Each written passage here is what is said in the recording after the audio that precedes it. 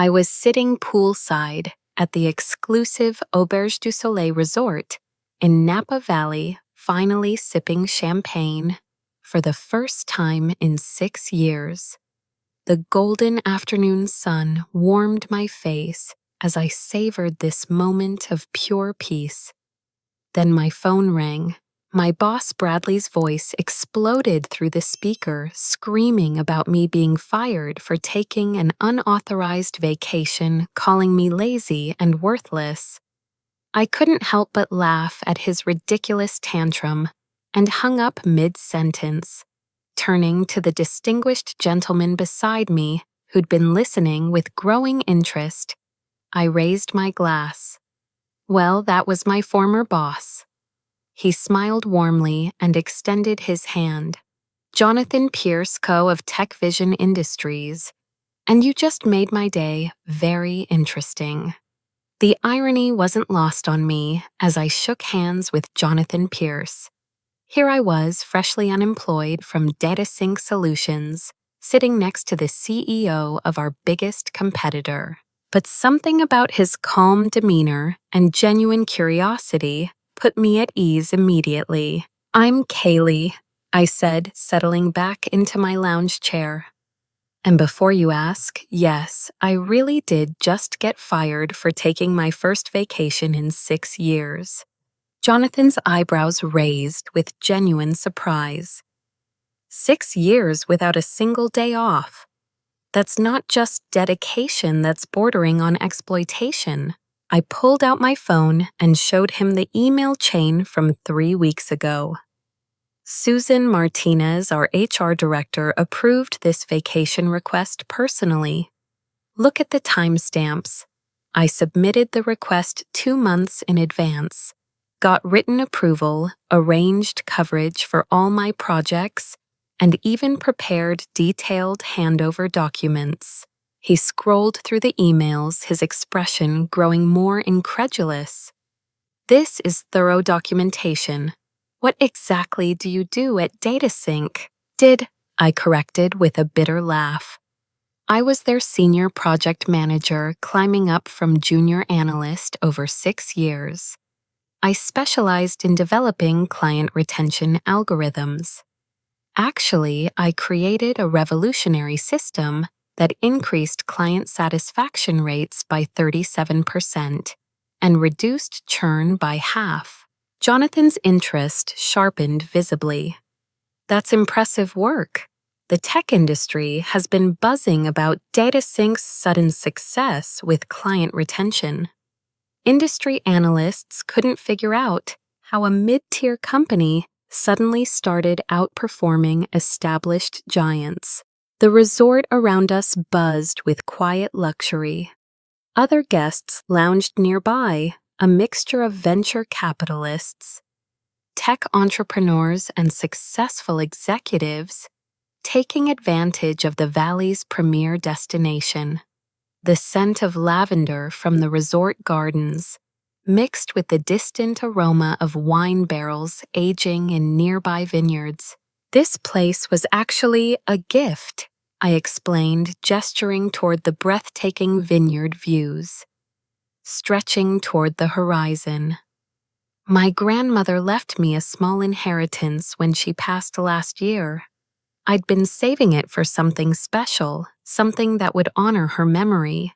She always told me to take care of myself and never let anyone diminish my worth. My voice caught slightly as I remembered her final words to me in the hospital. She'd been a pioneer in tech back in the 70s, one of the first women to break into software development at a major corporation. She would have been furious about how Bradley treated me. "Bradley is your former boss, I assume?" Jonathan asked gently. "Bradley Harrison, DataSync's operations director. He's been making my life miserable for months, criticizing my work, excluding me from meetings about my own projects, and generally trying to undermine my confidence." I took another sip of champagne, feeling the bubbles dance on my tongue. What I couldn't understand was why. My performance reviews were stellar, my projects always delivered on time and under budget, and clients specifically requested to work with me. Jonathan leaned forward slightly, his business instincts clearly engaged. You mentioned client retention algorithms. Can you tell me more about your approach? I found myself opening up to this stranger in ways I hadn't expected. Maybe it was the beautiful setting, the excellent wine, or simply the relief of talking to someone who actually listened to my professional insights without immediately dismissing them. I developed a predictive model that analyzes client interaction patterns, project delivery satisfaction, and communication preferences to identify at-risk accounts before they even realize they're dissatisfied. It uses machine learning to continuously refine its predictions based on successful retention interventions. That's sophisticated work, Jonathan said with genuine admiration. The kind of innovation that typically comes from senior research teams, not individual project managers. Exactly what made it so frustrating when Bradley started taking credit for my innovations in board meetings. My colleague Amanda Foster warned me it was happening, but I thought she was exaggerating until I heard him present my algorithm to potential investors last month, claiming he'd developed it himself. Jonathan's expression grew thoughtful, almost calculating. That's interesting timing. My company has been tracking some unusual activity in our client database over the past 6 months. Several major accounts have been switching to DataSync, using inside information about our pricing structures and service offerings that shouldn't be publicly available. A chill ran down my spine despite the warm afternoon sun. What kind of information? Confidential contract details, proprietary service methodologies, even internal client satisfaction surveys. We've suspected corporate espionage, but haven't been able to prove anything concrete. He studied my face carefully. Your algorithm wouldn't happen to include competitive analysis capabilities, would it? My mind raced as pieces began falling into place. I designed it to be adaptable to different data sources, including competitor intelligence, if that information was legally obtained. But I never authorized its use for anything unethical. I'm starting to think you might not have been the one authorizing its use at all, Jonathan said quietly. The implication hit me like a physical blow. Not only had Bradley stolen credit for my work, but he might have been using it for illegal purposes. The algorithm I'd poured my heart and soul into the innovation that was supposed to establish my career had potentially been corrupted into a tool for corporate theft. There's something else, I said, remembering a detail that hadn't seemed important before. Bradley's nephew, Derek Thompson, was promoted to senior analyst last month, despite having minimal experience and questionable qualifications.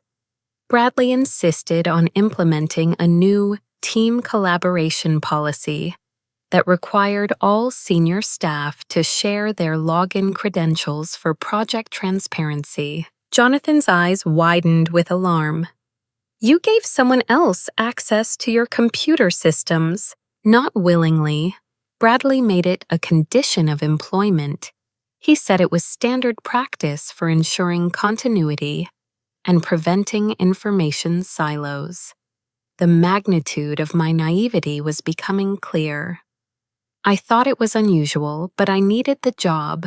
After my grandmother's medical expenses, I couldn't afford to be unemployed.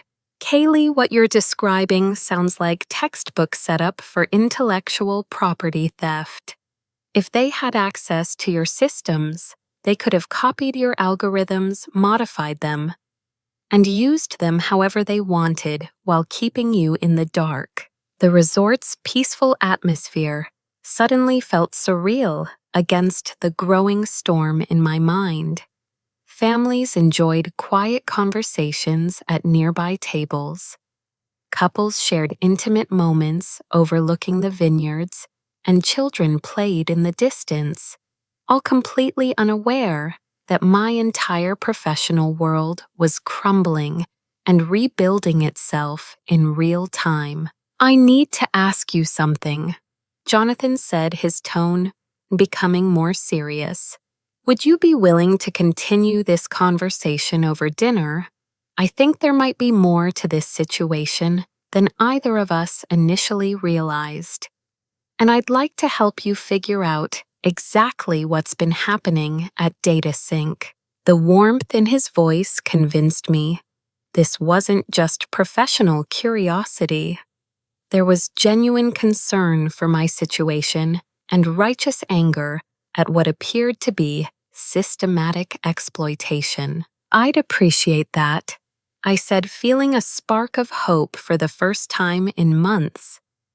"But I have to warn you, getting involved with me right now might mean getting involved with some very messy legal and ethical issues." Jonathan smiled with the confidence of someone accustomed to handling complex challenges. "Kaylee, I didn't build TechVision Industries by avoiding messy situations. Sometimes the most important battles are the ones that seem impossible to win." As the sun began setting over the Napa Valley, casting golden light across the endless rows of grapevines, I realized this conversation was about to change everything. My vacation might have started with professional disaster, but it was beginning to feel like the first day of an entirely new chapter in my life. The resort's main dining room felt like stepping into a different world as Jonathan and I were seated at a corner table with panoramic views of the valley. Crystal chandeliers cast warm light over cream-colored linens, while the soft murmur of conversation created an atmosphere of refined elegance. "Tell me about these meetings Bradley held without you," Jonathan said after we'd ordered wine and appetizers. I thought back over the past several months, details I'd dismissed or rationalized, suddenly taking on new significance. It started about 4 months ago. Bradley would schedule strategic planning sessions for my projects, but exclude me from the actual meetings. When I asked about it, he said senior leadership needed to discuss budget allocations and personnel decisions that weren't appropriate for project-level staff.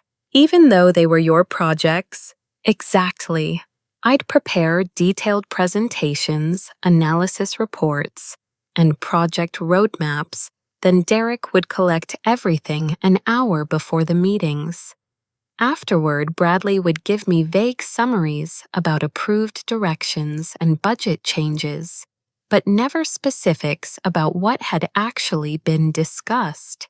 The waiter brought our wine, an excellent Cabernet from a local vineyard. Jonathan swirled it thoughtfully before continuing. "What about Derek specifically? You mentioned he's Bradley's nephew. Derek Thompson, fresh out of college, with a business degree and zero technical experience. Bradley hired him 6 months ago as a junior analyst, then promoted him to senior analyst ahead of people who'd been there for years." I took a sip of wine, feeling its warmth spread through my chest. But here's what really bothered me.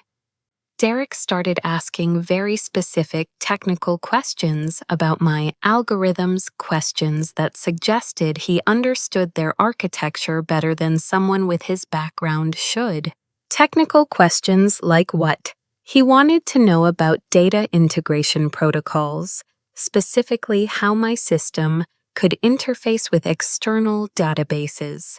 He asked about security authentication bypasses and whether the algorithms could be modified to access competitor systems without leaving audit trails.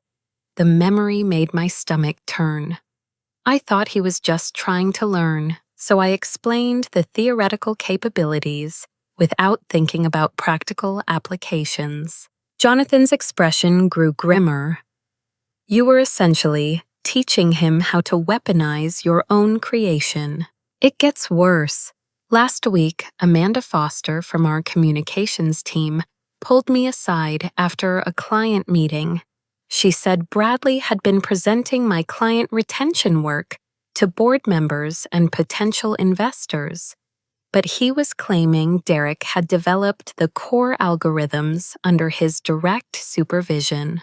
I pulled out my phone and showed Jonathan a series of text messages from Amanda. She started documenting these presentations because she knew something was wrong. Look at these screenshots from Bradley's PowerPoint slides. Jonathan studied the images carefully. These are definitely your algorithms, but they've been rebranded with Derek's name as lead developer and Bradley as project supervisor. Your name appears nowhere in the attribution. Amanda said board members were specifically impressed with Derek's innovation and asking about promoting him to a leadership position. Meanwhile, Bradley was telling me my performance had been declining and suggesting I might be better suited for a junior role. The appetizers arrived, but I found my appetite had disappeared completely. The elegant presentation of fresh oysters and artisanal cheeses seemed absurd against the backdrop of discovering systematic betrayal. There's more. I continued, feeling anger build in my chest like a slow fire.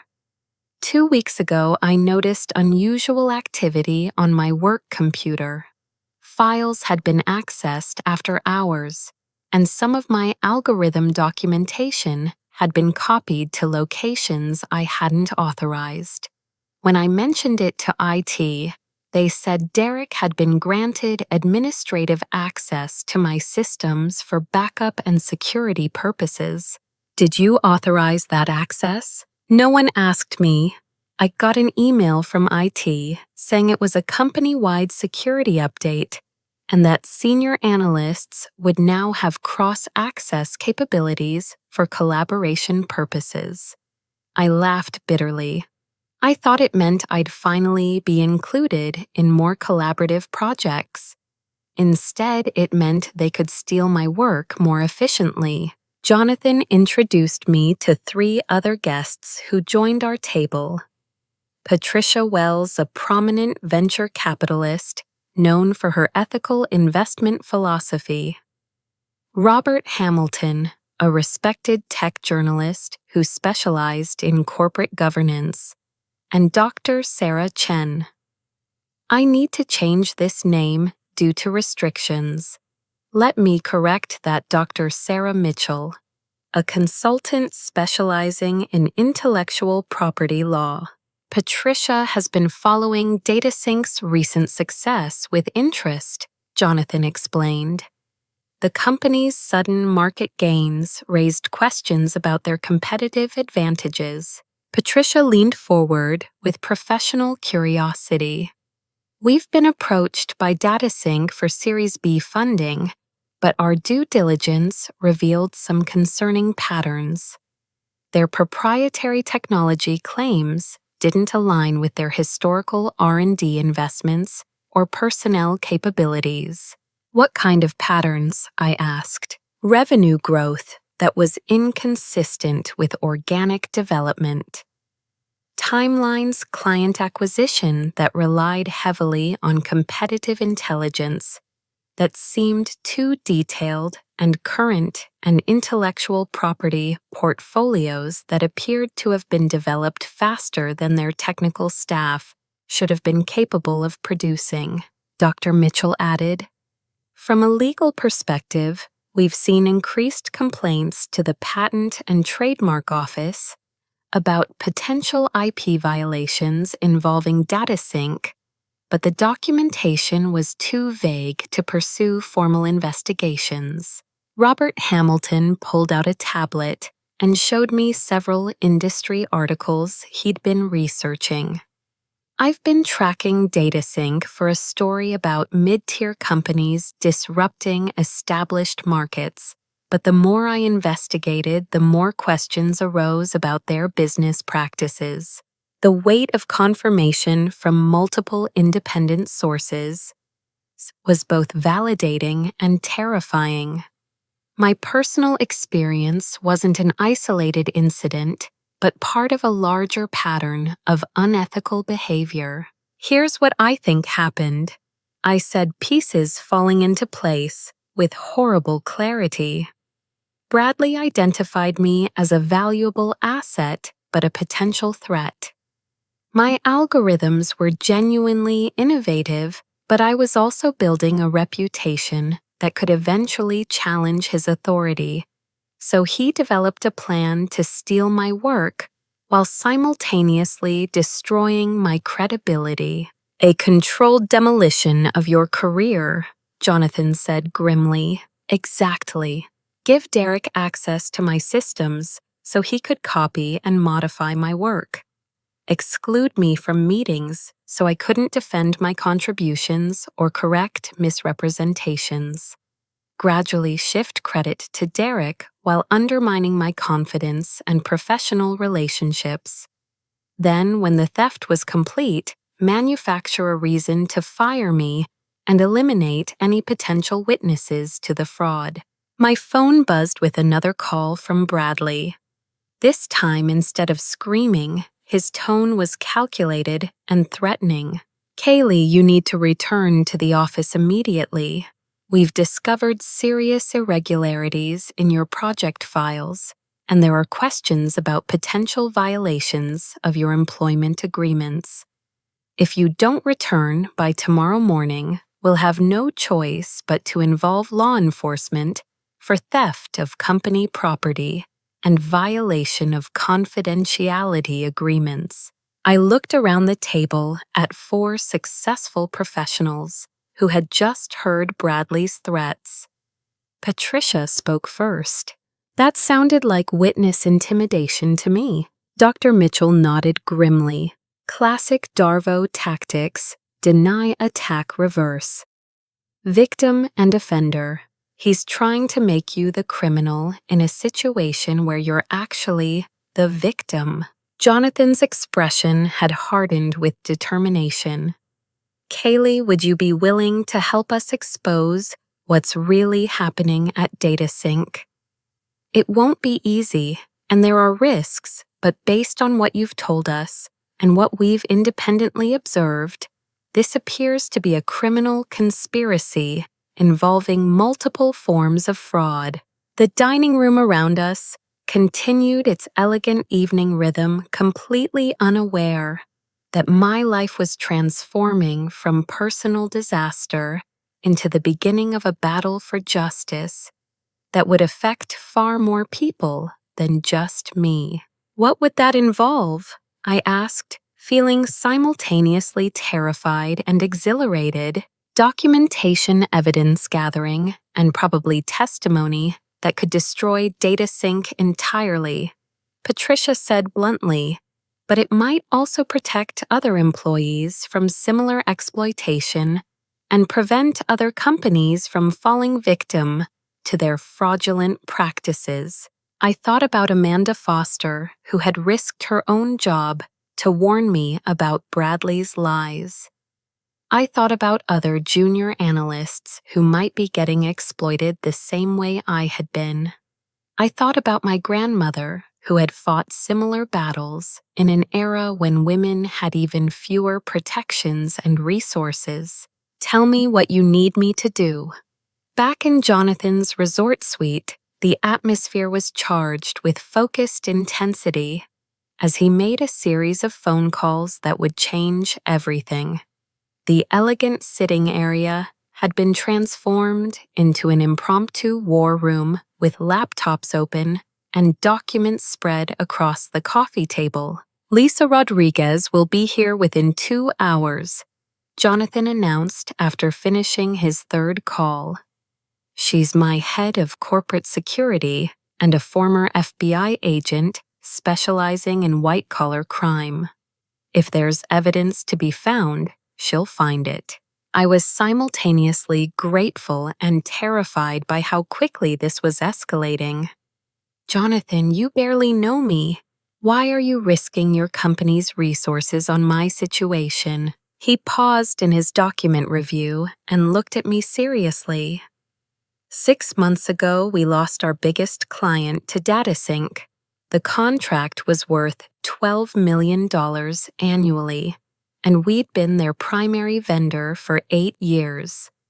The client told us they were switching because DataSync had demonstrated capabilities that perfectly matched their specific needs at a price point we couldn't compete with. Capabilities that matched their specific needs," I repeated slowly. "Capabilities that were suspiciously similar to proprietary solutions we'd developed specifically for that client, including technical specifications that should have been confidential." He pulled up files on his laptop. "At the time, we assumed they'd hired away some of our staff, or that there had been a security breach we couldn't identify. Patricia Wells had joined us bringing her own research files. TechVision wasn't the only company affected. My firm has been tracking unusual competitive behavior across the industry. Companies were losing major contracts to DataSync in ways that suggested insider knowledge of bidding strategies and client preferences. The scope of the conspiracy was becoming clear, and it was far larger than my personal situation. While we worked, I used my insider knowledge to help them understand DataSync's organizational structure and identify potential evidence sources. Here's what you need to understand about Bradley, I explained while drawing a rough organizational chart. He's not particularly intelligent, but he's extremely manipulative and paranoid. He keeps detailed records of everything because he doesn't trust anyone, which means there's probably extensive documentation of his illegal activities. What kind of records? Patricia asked. Email backups going back years, recorded phone conversations with clients and partners, financial spreadsheets tracking project costs and revenues, and personnel files with detailed notes about every employee's performance and potential threats to his authority. I highlighted several areas on the chart. He also keeps personal files on a separate server that he thinks is secure from company IT monitoring. When Lisa Rodriguez arrived, she brought an energy that immediately made everyone more focused and organized. Tall, athletic, with short graying hair and sharp, intelligent eyes, she had the presence of someone accustomed to handling complex investigations under pressure. "I've been running background checks during the drive," she announced, setting up her own laptop and connecting to a secure network. "Bradley Harrison has some interesting financial patterns. Large gambling debts, mortgage payments on multiple properties, and recent large cash deposits that don't align with his DataSync salary." She pulled up financial records that painted a damning picture. "Derek Thompson has similar issues. Student loan defaults, credit card debt exceeding $60,000, and sudden debt payments that coincide with his promotion timeline at DataSync. They're both financially desperate," Jonathan observed. "That makes them prone to taking bigger risks and making more obvious mistakes." Lisa continued her briefing. "But it gets more interesting. DataSync has been receiving payments from shell companies registered in offshore jurisdictions known for money laundering. The timing of these payments correlates with major client acquisitions and competitive victories. The implication was staggering. You're saying they're not just stealing intellectual property and client information, I said slowly. They're selling it to international buyers. That's exactly what I'm saying. This isn't just corporate espionage. It's international business fraud with potential national security implications if government contracts are involved. Lisa showed us transaction records that revealed a pattern of escalating criminal activity. The shell company payments started small, probably testing the market for stolen information. But they've grown exponentially over the past year, suggesting the buyers are pleased with the quality and scope of intelligence they're receiving. I felt sick as the implications hit me. My algorithm wasn't just being used to poach clients. It was being sold to foreign competitors who could use it to undermine American companies systematically. There's more, Lisa continued grimly. Bradley has been planning an exit strategy. He's been liquidating personal assets, transferring funds to offshore accounts, and preparing to disappear. Based on his travel bookings and financial moves, I estimate he's planning to flee the country within the next 48 hours. The room fell silent as everyone processed the urgency of our situation. We weren't just investigating past crimes. We were trying to prevent an ongoing criminal conspiracy from succeeding. What about other employees? I asked, thinking about Amanda and the junior analysts. If Bradley disappears, what happens to the people still working at DataSync? Lisa's expression grew darker. Based on the document structure I've been able to access remotely, it appears Bradley has been preparing to frame multiple employees for the various fraudulent activities. Your termination today was probably the first step in establishing a pattern of disgruntled employee misconduct that would serve as cover for his own escape. The betrayal felt even deeper, knowing that my firing wasn't just about stealing my work, but about destroying my reputation to protect Bradley's criminal enterprise. Other innocent people were being set up as scapegoats for crimes they had no knowledge of. We need to move fast, Patricia said, checking her watch. If he's planning to disappear soon, we have a narrow window to gather enough evidence to stop him and protect the employees who are being framed. Jonathan stood up with determination. What's our next step? Lisa opened her laptop and showed us a complex timeline. We use Kaylee's access credentials and insider knowledge to remotely document the evidence before Bradley can destroy it. Then we coordinate with federal authorities to prevent his escape while protecting innocent employees from prosecution. Is that legal? I asked, concerned about becoming complicit in activities that could backfire. Perfectly legal, Dr. Mitchell assured me, joining our planning session via video call. You're not a terminated employee accessing systems you're not authorized to use. You're a whistleblower documenting criminal activity with the assistance of law enforcement professionals. The transformation from victim to active participant in seeking justice felt empowering but terrifying. In less than 12 hours, my quiet vacation had become the center of a federal investigation that could determine the fate of dozens of people and millions of dollars in stolen intellectual property. Are you ready for this? Jonathan asked me directly. Once we start this process, there's no going back. Bradley will throw everything he has at destroying you personally and professionally.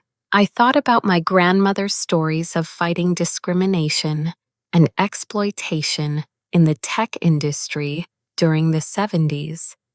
She had faced far greater challenges with far fewer resources and protections.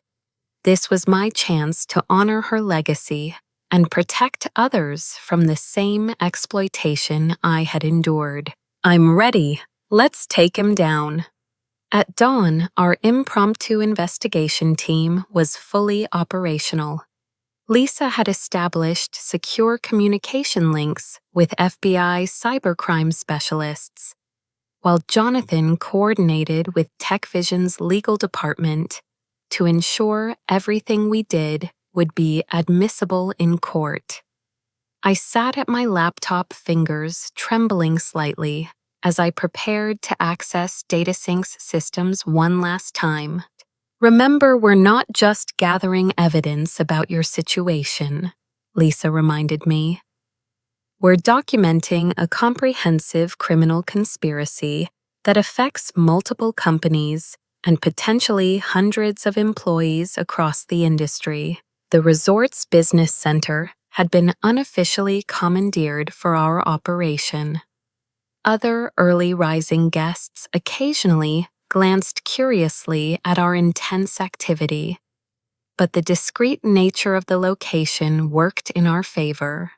No one would expect a major corporate investigation to be launched from a luxury resort in wine country. Start with your personal project files, Lisa directed.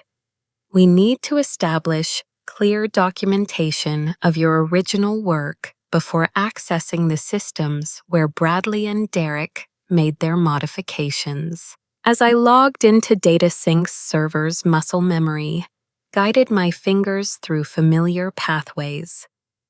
But now, instead of routine project management, I was searching for evidence of systematic fraud. The files I had created and maintained for years took on new significance as potential evidence in a federal investigation. Here's my original algorithm development, I said, opening folders that contained months of detailed work. You can see the timestamps, version histories, and my personal coding signatures throughout the development process. Lisa leaned over my shoulder, taking screenshots of everything. This establishes your authorship clearly. Now, can you access the versions Derek has been working with? I navigated to Derek's project directory, using the administrative access that Bradley had forced me to grant him. What I found there made my blood run cold. They've been systematically modifying my work, I said, scrolling through files that contained my original algorithms, but with crucial changes. Look at these modifications. They've added data harvesting capabilities that can extract client information from competitor systems. Jonathan studied the code changes with growing alarm. These aren't improvements to your original design. They're corruption of your work into tools for industrial espionage. But the most damning evidence was in the metadata. Derek's been accessing my files every night for 3 months, I said, checking the access logs. He's been copying my work in real time as I developed it, then modifying it for illegal purposes while I was completely unaware. Lisa documented everything methodically. This proves premeditation and ongoing conspiracy. They didn't just steal completed work. They systematically monitored and corrupted your development process. As we dug deeper, the scope of the fraud became overwhelming. Bradley had been using my algorithm modifications to infiltrate competitor systems and steal not just client lists, but detailed financial information, strategic plans, and proprietary technologies.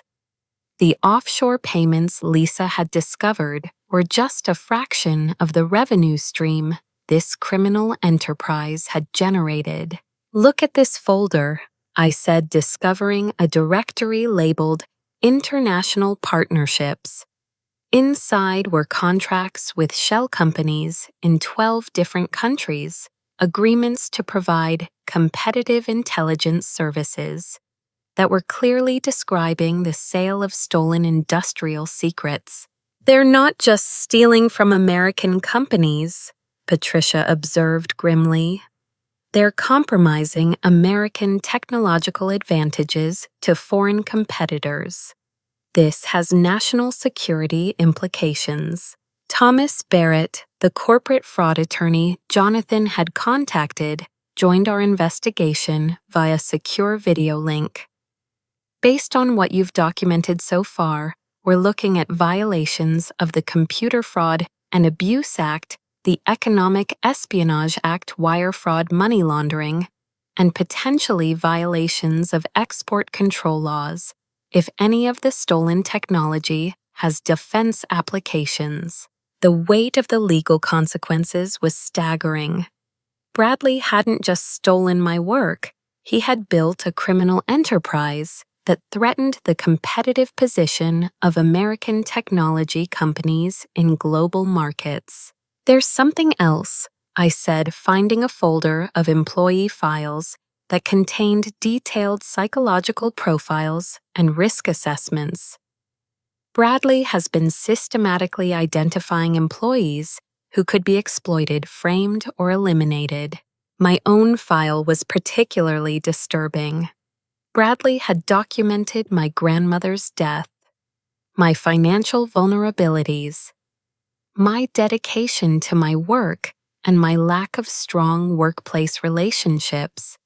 He had identified me as an ideal target for exploitation, talented enough to produce valuable work, isolated enough to be easily victimized, and financially desperate enough to tolerate abuse. "This is predatory behavior," Dr. Mitchell observed during our video conference. "He's been systematically targeting vulnerable employees for exploitation while preparing to frame them for his own crimes." As I continued accessing Bradley's files, my phone began ringing incessantly. Bradley was calling every few minutes, his voicemails becoming increasingly desperate and threatening. "Kaylee, you have no idea what kind of legal trouble you're creating for yourself. Return my property immediately, or I'll have you arrested for theft, fraud, and violation of trade secrets.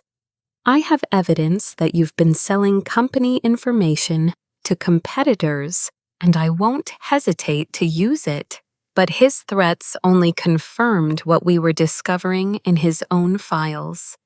In a folder labeled Insurance Documentation, Bradley had been fabricating evidence to support claims that various employees, including me, had been engaging in the criminal activities he was actually committing himself. "He's been planning this for months," I realized with growing horror.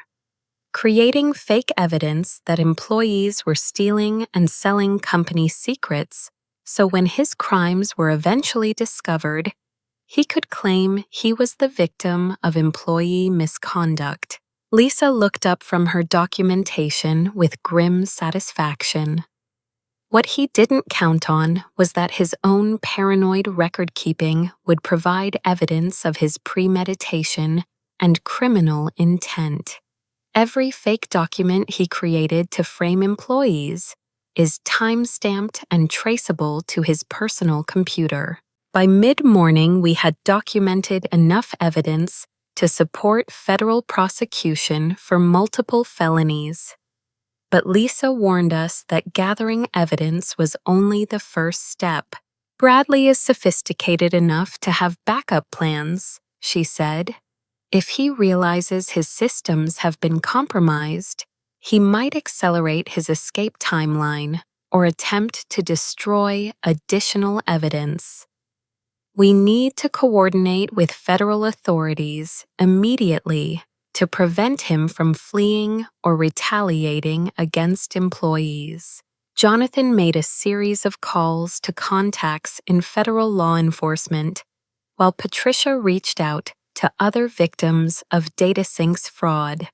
The investigation that had started with my personal employment dispute was becoming a comprehensive takedown of an international criminal conspiracy. "The FBI wants to meet with us this afternoon," Jonathan announced.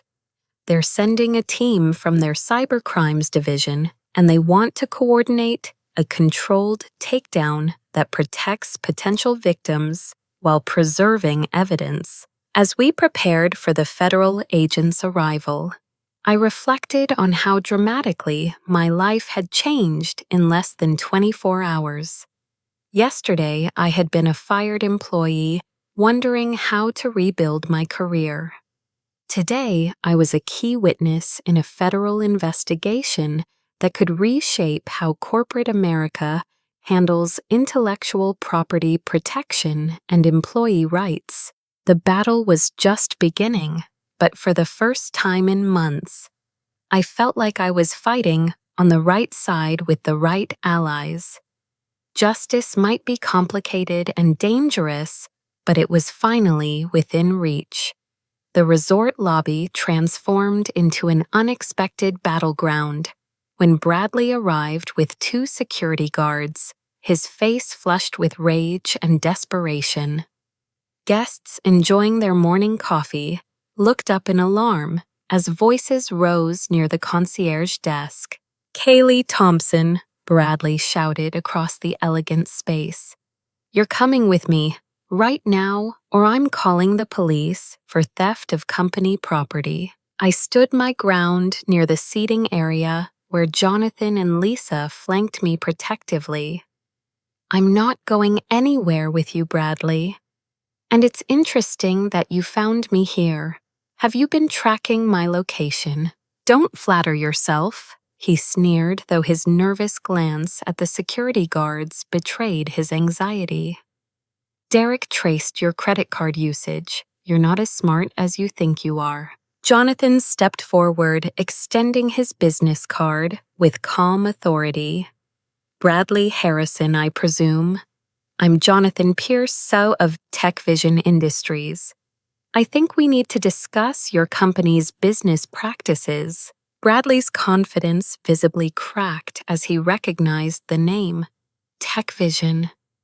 "What are you doing here?" "Learning very interesting things about how DataSync has been acquiring competitive intelligence," Jonathan replied evenly, "including detailed information about our confidential client contracts and proprietary service methodologies."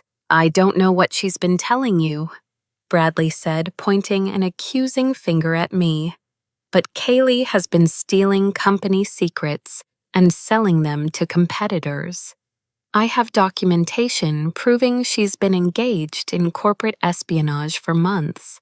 Lisa Rodriguez appeared beside us, her federal agent credentials clearly visible. "Mr. Harrison, I'm Lisa Rodriguez, investigating reports of intellectual property theft and corporate fraud. I'd like to ask you some questions about your company's recent business activities." The color drained from Bradley's face as he realized the scope of what he was facing. "This is ridiculous. I'm here to retrieve stolen property from a terminated employee, not to be interrogated by federal agents." "Actually," Lisa said calmly, "you're here because you've been conducting illegal surveillance of a former employee and making threats of false prosecution. But since you're here, we can discuss the evidence we've discovered regarding systematic theft of intellectual property and international sale of stolen business intelligence." Bradley's security guards exchanged nervous glances, clearly uncomfortable with the escalating situation. Other resort guests had moved away from our area, though several were discreetly recording the confrontation with their phones. You have no authority here, Bradley blustered. Kaylee signed confidentiality agreements and non-compete clauses. Any information she's sharing with you is a violation of her legal obligations. Confidentiality agreements don't protect criminal activity. Dr. Mitchell's voice came from Jonathan's phone, which was connected to our legal team's conference line.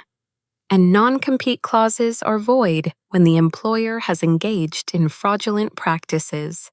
Bradley's desperation was becoming more apparent. I want to see a warrant. You can't just make accusations without proof.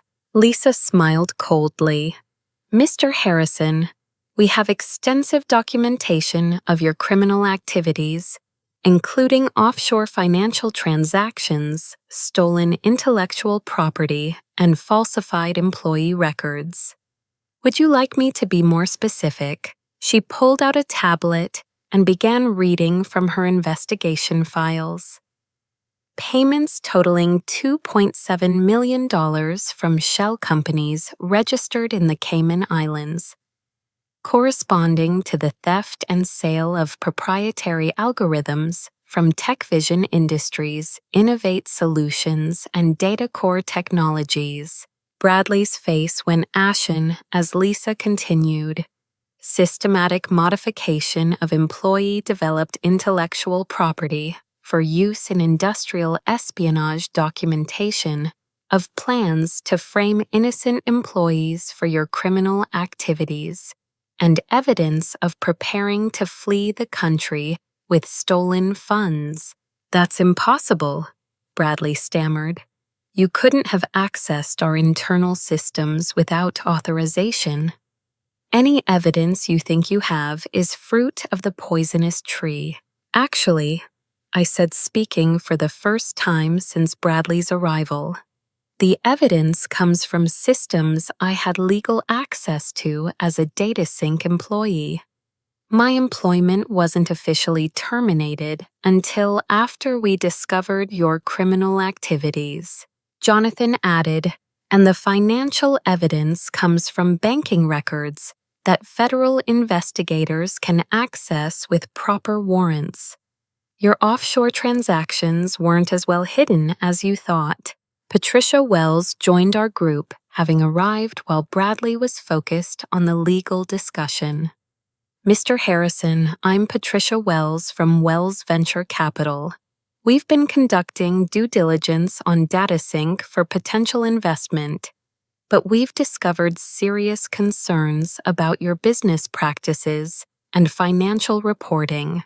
Bradley looked around, desperately realizing he was surrounded by people who collectively had access to more resources and legal expertise than he could possibly counter. This is a setup. You've been planning this to destroy my company and steal our clients. Your company has been destroying itself through criminal activity, Jonathan replied. We're simply documenting the evidence and ensuring appropriate authorities can take action. Carol Simpson, the resort manager, approached our group with professional concern. I'm sorry, but this disturbance is affecting other guests. We're going to need to move this discussion to a private area or ask everyone to leave the premises. That won't be necessary, Lisa said, showing her credentials to the manager. We're conducting a federal investigation, and local law enforcement will be arriving shortly to assist with evidence preservation and potential arrests. Bradley's panic was now obvious to everyone present. You can't arrest me. I haven't done anything wrong. Kaylee is the criminal here. She's been stealing from DataSync and lying about her contributions to cover up her own crimes. Mr. Harrison, Lisa said patiently, lying to federal agents is a felony. I strongly recommend you contact an attorney before making any additional statements. I don't need an attorney because I haven't done anything illegal. Bradley's voice rose to near shouting levels. Derek can confirm everything I've said. He's been documenting Kaylee's misconduct for months. As if summoned by his name, Derek Thompson appeared in the lobby, looking nervous and overwhelmed. But instead of supporting Bradley, he walked directly to Lisa and held out his hands. "Agent Rodriguez, I'm Derek Thompson. I want to surrender and cooperate with your investigation. I have evidence about Bradley Harrison's criminal activities, and I want to make a full confession in exchange for consideration regarding federal charges." The lobby fell completely silent as Bradley stared in shock at his nephew's betrayal. "Derek, what are you doing? We discussed this. You know what's at stake." "That's exactly why I'm confessing," Derek said, his voice shaking but determined. "Bradley, you told me this was just competitive intelligence gathering. You never told me we were stealing from government contractors or selling information to foreign companies. When I found out about the national security implications, I contacted the FBI myself." Bradley's world was collapsing in real time, and his desperate rage was beginning to show. "You ungrateful little coward. I saved you from bankruptcy. I gave you a career. This is how you repay me. You manipulated my gambling debts to force me into criminal activity," Derek shot back. "Then you planned to frame me and other employees when the investigation started. I found the false evidence you created, Bradley. I know you were planning to sacrifice all of us to save yourself." Lisa took Derek's statement while uniformed officers arrived to secure the scene. Bradley's security guards had quietly disappeared, leaving him alone and increasingly desperate. "This is entrapment," Bradley yelled as handcuffs were placed on his wrists. "You manipulated my nephew into betraying me. This whole investigation is a setup to steal DataSync's legitimate business advantages." As Bradley was led away, he turned back to me with pure hatred in his eyes. "This isn't over, Kaylee. I'll destroy you from prison if I have to." You have no idea what you've started, but his threats felt empty now, echoing in the elegant lobby as justice finally began to unfold. The nightmare that had started with an abusive phone call during my first vacation in 6 years was ending with the man who had tormented me facing federal prosecution for his crimes. The battle was won, but I knew the work of rebuilding and seeking full justice was just beginning. 3 weeks after Bradley's arrest, I sat in the FBI's San Francisco field office, watching federal prosecutors prepare their case against what had become known as Operation Data Harvest. The scope of the investigation had expanded far beyond my personal situation to encompass a network of corporate espionage that had affected dozens of companies and hundreds of employees. Agent Lisa Rodriguez briefed our group on the comprehensive evidence they had gathered. Bradley Harrison and Derek Thompson's criminal enterprise generated over $15 million in illegal revenue through the theft and sale of industrial secrets. We've identified victims in 23 states and evidence of transactions with foreign buyers in 16 countries. The conference room was filled with other victims of the conspiracy. Amanda Foster sat beside me, having been promoted to Director of Ethics and Compliance at DataSync's successor company after providing crucial testimony about Bradley's fraud. Jake Miller, the young analyst who had quit 6 months earlier, had returned as head of the new Junior Analyst Protection Program. The pension fund recovery exceeded our initial estimates, Patricia Wells announced with satisfaction. Not only did we recover the full amount Bradley embezzled, but penalties and asset forfeiture have generated sufficient funds to provide restitution to all affected employees, plus compensation for career damages. My own vindication had been complete and public. Jonathan had hired an independent forensics team to verify my intellectual property claims, and their report confirmed that I was the sole creator of the algorithms that had been fraudulently attributed to Derek and Bradley. Industry publications had covered the story extensively, establishing my reputation as both an innovative developer and a courageous whistleblower. TechVision's offer stands. Jonathan reminded me during a break in the proceedings. Director of Innovation full credit for your algorithms. Equity participation in the company's growth and leadership of our new ethical development initiative. The offer was generous beyond anything I had imagined possible. Triple my previous salary stock options that could make me wealthy if TechVision continued its growth trajectory, and the opportunity to build ethical innovation programs that could serve as industry standards. But Patricia had presented an even more intriguing possibility. Wells Venture Capital wants to fund your own startup, she had explained during our private meeting. Initial funding of $5 million to develop ethical intelligence solutions, with additional rounds available as you scale. You'd maintain majority ownership and complete creative control. Susan Martinez, DataSync's former HR director, had emerged as an unexpected ally and valuable witness. I had been documenting Bradley's misconduct for over a year, she revealed during her FBI testimony. But he threatened my job and my family's health insurance if I reported anything. I kept detailed records, hoping someday there would be an opportunity for justice. Her documentation had been crucial in proving the systematic nature of Bradley's exploitation of employees.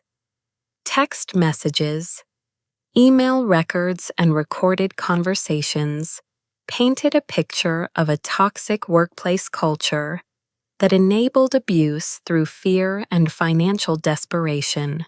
Dr. Mitchell had coordinated with employment law specialists to ensure every victimized employee received appropriate legal representation. We've established precedent-setting settlements for intellectual property theft and workplace harassment, she announced. These cases will make it much more difficult for employers to systematically exploit vulnerable workers. The broader industry impact was equally significant. Congressional hearings had been scheduled to address gaps in intellectual property protection and employee rights. Industry associations were developing new ethical guidelines for technology development and data security. Several states were considering legislation to strengthen whistleblower protections for private sector employees. Bradley received a 12-year federal sentence. Agent Rodriguez announced, reading from the final judgment. Derek cooperated fully with the investigation and received 18 months plus probation. Both are permanently banned from working in technology industries and will be subject to financial monitoring for the remainder of their sentences. But the personal transformations were what satisfied me most deeply.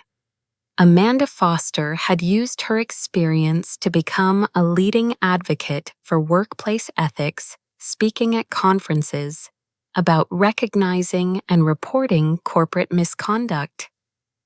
Jake Miller had developed innovative mentorship programs that protected junior employees from exploitation while supporting their professional development. "I want to visit my grandmother's grave," I told Jonathan as we left the federal building. She would have been so proud of how this ended. The cemetery was quiet and peaceful, a stark contrast to the intensity of the past months. I sat beside her headstone and told her about everything that had happened since my vacation began. "You were right about not letting anyone diminish my worth," I said aloud, feeling her presence in the warm afternoon sunshine. "And thank you for the inheritance that made that vacation possible. Without it, Bradley might have gotten away with everything." A gentle breeze rustled through the oak trees overhead as I made my decision about the future. Jonathan's offer provided security and the opportunity to work with ethical leaders on meaningful projects. But my grandmother had been an entrepreneur who built her own company when women had few opportunities in technology. Following her example meant taking the bigger risk for the bigger reward. "I'm starting my own company," I called Jonathan that evening. "But I want TechVision to be my first major client and strategic partner. We'll develop ethical intelligence solutions that help companies protect their intellectual property while ensuring employees receive credit and compensation for their innovations." "That's exactly the kind of vision the industry needs," he replied with enthusiasm. "Patricia's funding offer is perfect for what you want to achieve, and TechVision can provide the initial client base and industry connections to ensure your success." 1 year later, I stood before a congressional committee testifying about corporate ethics and employee protection. My company, Ethical Intelligence Solutions, had grown to 35 employees and was working with companies across the technology industry to prevent the kind of exploitation I had experienced. The Grandmother's Legacy Foundation, funded by my settlement and company profits, provided legal support for exploited employees and innovation scholarships for underrepresented groups in technology. Amanda Foster served as its director, using her experience to help others find their voices and fight back against workplace abuse. The transformation from victim to leader had been painful but ultimately empowering. Bradley's attempt to destroy my career had instead launched me into a position where I could protect others and honor my grandmother's legacy of fighting for justice in the technology industry. Justice had not only been served, but it had created ripples of positive change that would protect future generations of workers from the exploitation I had endured. 2 years after that life-changing phone call at the Napa Valley Resort, I stood in my company's gleaming new headquarters in Palo Alto looking out at the San Francisco Bay through floor-to-ceiling windows. Ethical Intelligence Solutions had grown beyond my wildest imagination with 300 employees across 12 offices and clients ranging from startup ventures to Fortune 500 corporations. The company's mission statement, displayed prominently in our lobby, reflected everything I had learned from my journey protecting innovation while honoring innovators. Building technology that serves humanity with transparency, integrity, and respect for the people who create it. Amanda Foster knocked on my office door, carrying the quarterly impact report that had become one of our most satisfying traditions. "The numbers are remarkable," she said, settling into the chair across from my desk.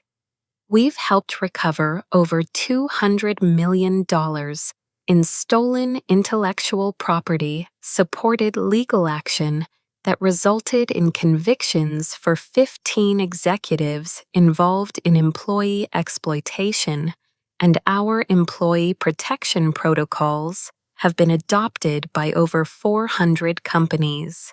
But the statistics that mattered most to me were personal. How many individual employees have we helped this quarter?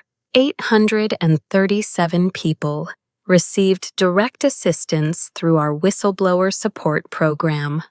Amanda replied with a smile, including a junior developer whose algorithm was being stolen by her supervisor, a marketing analyst whose client strategies were being sold to competitors, and a security engineer whose vulnerability reports were being suppressed to avoid expensive fixes. Jake Miller had joined us 6 months earlier as Director of Workplace Justice, bringing innovative approaches to protecting vulnerable employees. His mentorship programs had become industry standards, and several states had adopted his policy recommendations into their employment protection laws. The congressional testimony went well. I told Amanda, referring to yesterday's hearing on updated intellectual property legislation. Senator Williams believes the Employee Innovation Protection Act will pass with bipartisan support. If it does, workers will have much stronger legal recourse when employers steal their contributions. My phone buzzed with a text message from Jonathan Pierce, who had become both a valued business partner and close friend over the past 2 years. Congratulations on the Forbes cover story, well-deserved recognition for changing an entire industry. The Forbes article had been titled, "From Victim to Victor: How One Fired Employee Revolutionized Corporate Ethics." While the recognition was gratifying, what mattered more was the platform it provided to speak about issues affecting millions of workers. Patricia Wells had been proven right about the market demand for ethical technology solutions. Our latest funding round had valued the company at $800 million, making me one of the youngest billionaires in the technology industry. But wealth had never been the goal. Justice and protection for vulnerable workers remained our primary mission. The International Technology Ethics Conference wants you to deliver the keynote address next month. Amanda reminded me. The theme is building trust through transparency. I had spoken at dozens of conferences, sharing lessons learned from my experience and advocating for stronger worker protections. Each speech reinforced my belief that individual courage, when supported by ethical allies and proper resources, could create systemic change. Dr. Mitchell had joined our advisory board, helping us navigate the complex legal landscape of corporate ethics and employment law. Her expertise had been invaluable in developing policies that protected both companies and workers, while encouraging innovation and fair competition. The Bradley Harrison case has become required reading in business ethics courses, she had told me during our last advisory meeting. Law schools are using it to teach about the intersection of employment law, intellectual property, protection, and federal criminal statutes. Bradley himself had been a model prisoner, according to reports from the federal facility where he was serving his sentence. Participation in educational programs and apparent genuine remorse for his actions had earned him consideration for early release after serving 8 years of his 12-year sentence. I had written a letter to the parole board stating that while I supported rehabilitation programs, early release should be contingent on comprehensive restitution to all victims and ongoing monitoring to prevent future exploitation. Derek had successfully completed his sentence and rehabilitation program, finding work as a compliance officer at a nonprofit organization focused on corporate accountability. His cooperation with ongoing investigations had helped convict 12 other executives involved in similar schemes, demonstrating that redemption was possible when coupled with genuine commitment to making amends. There's something else, Amanda said, her tone becoming more personal. The Grandmother's Legacy Foundation's scholarship recipients want to meet with you next week. This year's group includes some remarkable young innovators who credit your story with inspiring them to pursue technology careers despite facing significant obstacles. The scholarship program had become one of my most meaningful accomplishments. 25 students per year received full funding for computer science degrees, plus mentorship, internship opportunities, and protection against workplace exploitation during their early careers. Many graduates had gone on to start their own companies or lead ethical innovation initiatives at major corporations. I'd love to meet with them, I said, remembering my own struggles as a young professional, trying to establish credibility in a hostile environment. And let's schedule time for individual meetings.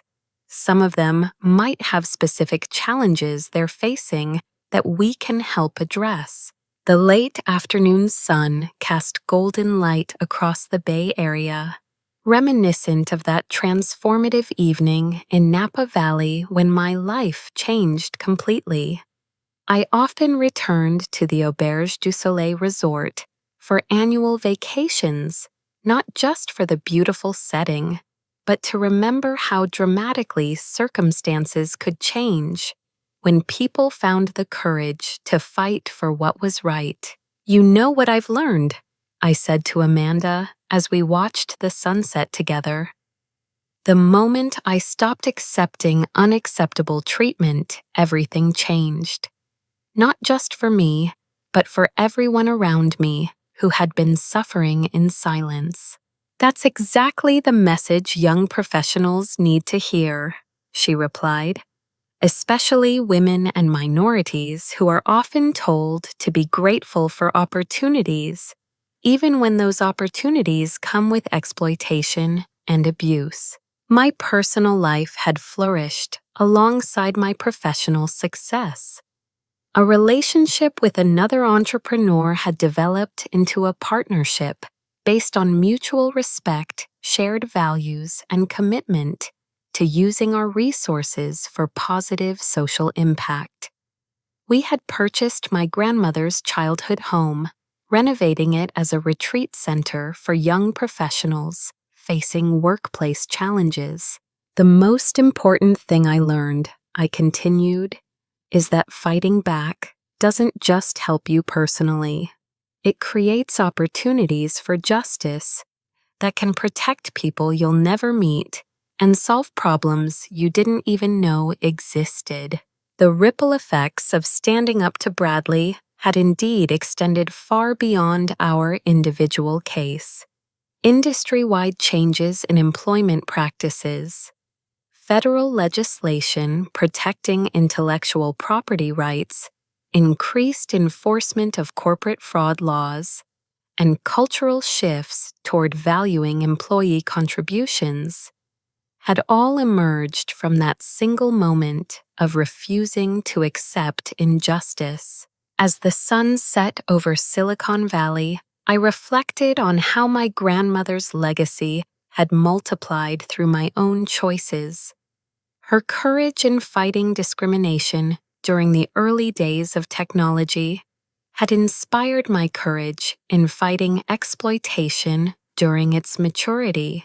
Now young innovators were building on both of our examples to create an even more ethical and inclusive future. The phone call that had shattered my world had ultimately rebuilt it stronger, more ethical, and more meaningful than I had ever imagined possible. Sometimes the worst betrayals reveal hidden strengths and open doors to opportunities that would never have existed otherwise.